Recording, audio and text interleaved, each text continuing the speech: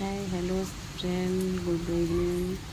देखो आज मु बेसन आलू मिक्स वेज बनई बेसन सहित मिक्स वेज बनईबी।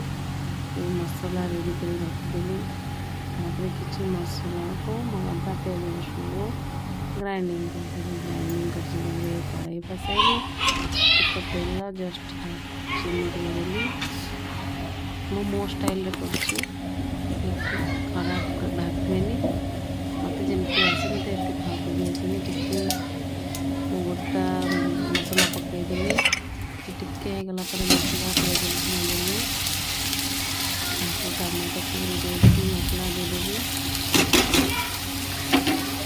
टे भाजी सारापर टमाटो देदेली देदेला कषिया भल कषि रही टमाटो छाड़ी सारापर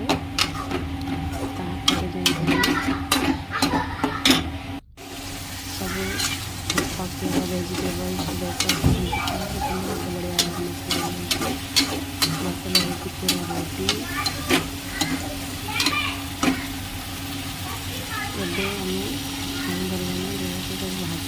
सॉरी मु आगुरी भाजवाटा देखिए स्किप हो खराब है मो करके रेडी हो गला।